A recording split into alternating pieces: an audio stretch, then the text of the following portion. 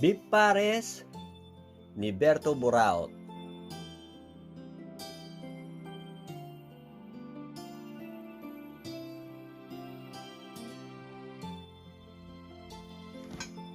Hiwain lang po natin ng ayon sa ating gusto na laki.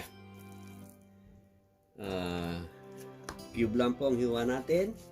Kailangan po dito ay huwag masyadong malalaki kasi matagal palambutin.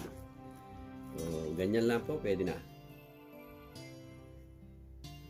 Liliit po kasi ang pag-ating pinalambot. Oh. Ayan po siya.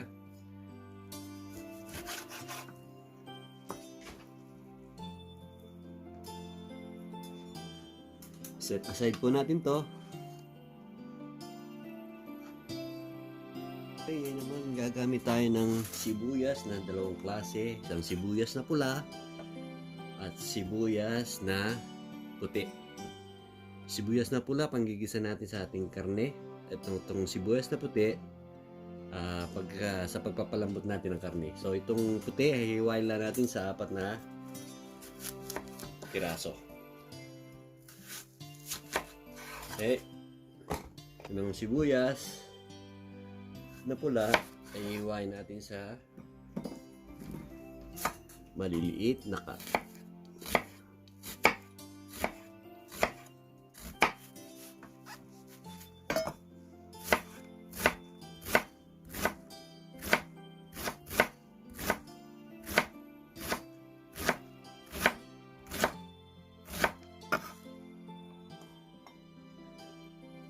Lagyan. Ngayon naman ay ang luya. Ipis ang ating luya.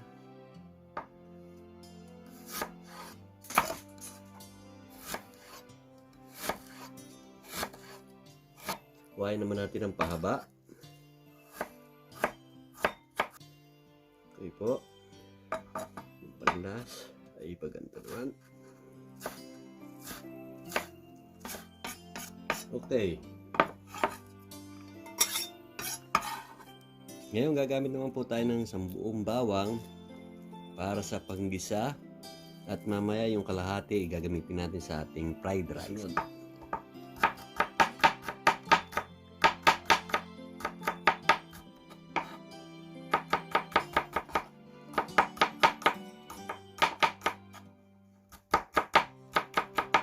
Konti pa.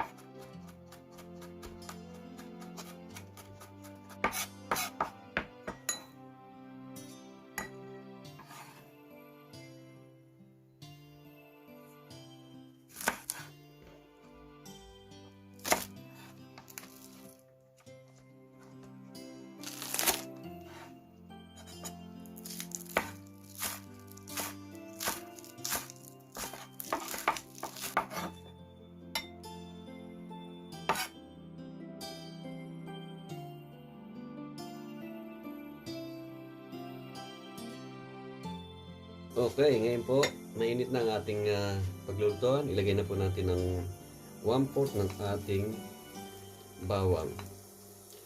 Mamaya po, set aside natin yung natitira at mamaya po gagamitin natin sa ating fried rice at saka sa toppings ng ating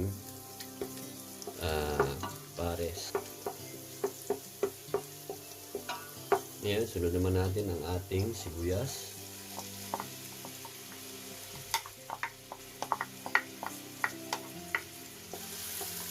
Haluin lang natin ng haluin hanggang ating sibuyas ay maging transparent o translucent. Pwede na natin isunod ang ating luya. Malambot na ang ating sibuyas, translucent, transparent na ang kanyang kulay, maamoy na. Lagyan na natin ang ating luya o ginger.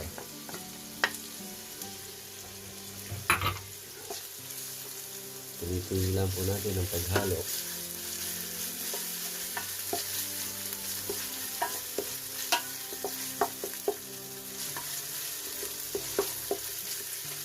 Ngayon lang natin na ito ng mga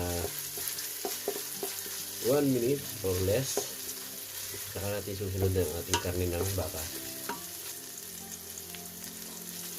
Ngayon, pwede na natin ilagay ang ating baka. Okay.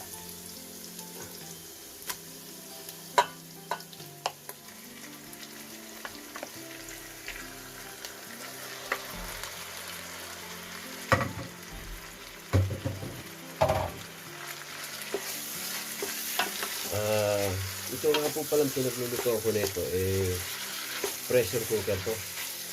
Mamaya, diretso na natin siya sa pressure cooker para madali siyang lumambot.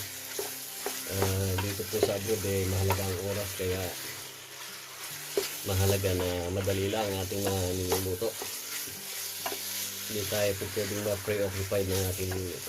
Okay, check natin after 2 minutes. Check natin kung ano na itsura. Yan, medyo nakatas na po. Pwede na nating lagyan ng tubig to, pero mas maganda po another 1 minute pa o 2 minutes. Okay, check po natin again kung pwede na natin ilagay ang ating tubig para palambutin. So ayan po, nakita niyo po nyo, medyo nakatas na siya. So, pwede na natin itong lagyan ng tubig at ilagay na ang iba pang ingredient. Sibuyas, ang ating toyo, half cup,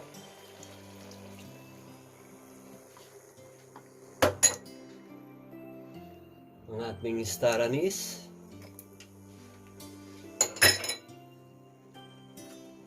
yan ang ating tubig. Kailan lubog lang po ito sa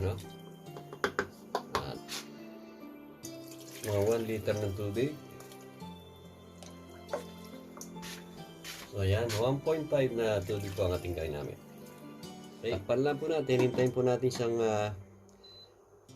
kumulo ng konti para salayin yung ating scams. At pagkatapos niya po, pwede na po natin diretso sa takpan ng pang rice cooker. Ay, pang rice cooker, pang pressure cooker. Ayan mga kaburaot. Kuhanin na natin yung scam niya habang hindi pa siya kumukulo. Kasi dadami pa yan mamaya pag nakulo na. Salain na natin maigi. Yan na siya.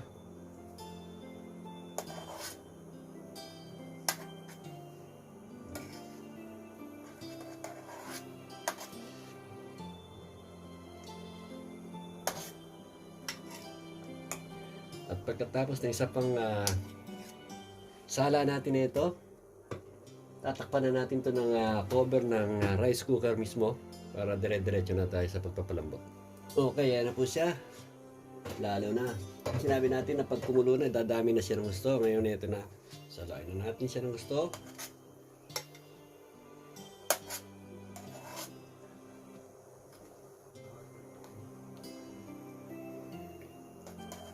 Pagkasala ng gusto nito, pwede na natin tong diretso sa pressure cooker. Takpan na po natin siya at i-pressure cooker po natin to ng mga 1 hour o to 45 minutes. Tingnan po natin mamaya.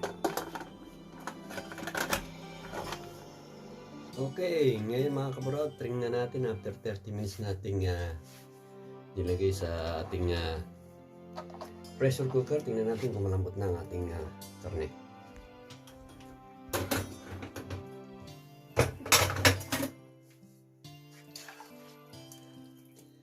So ayan po mga kaburaot, malambot na po. Lagay na po natin ng mga extra pang sahog ang ating ground pepper. Pwede nito.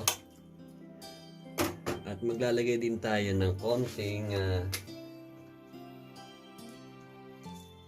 beef powder. Kalahating kutsara po ng beef powder. And then, ang last po nating ilalagay ay ang ating pong cornstarch. O yung tinatawag nilang slurry. Para po magkaroon ng konting lapot ang ating pares. Haluin lang po natin. Habang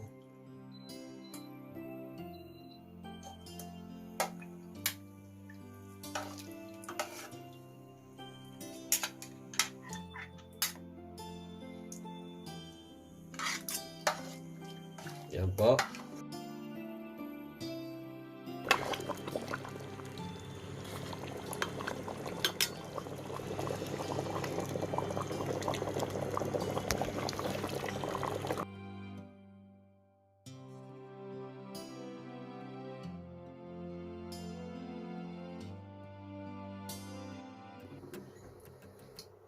Sunod na natin ang ating bawang.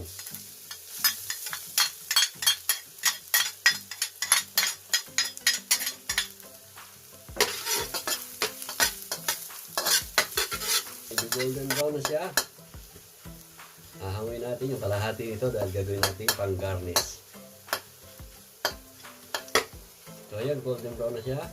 Hanguin lang natin yung kalahati para pang gagarnish natin mamaya. So yung natitira,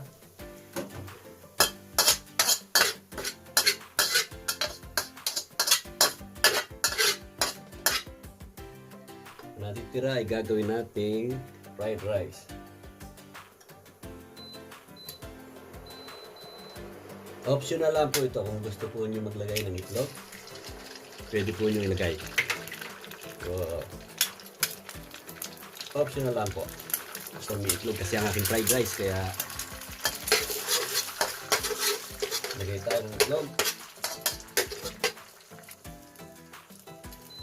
Oh, nabukoy.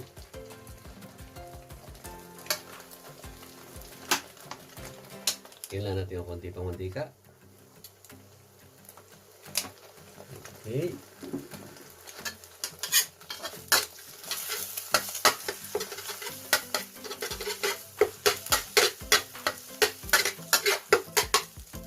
Okay, ngayon po ilagay na natin ang ating leftover na rice. Ito natin lamig na kanin. Kanin lamig. Okay. Ready na po ang ating fried rice with egg.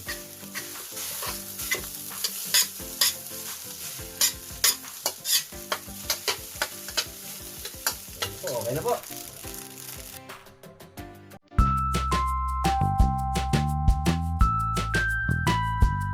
Ating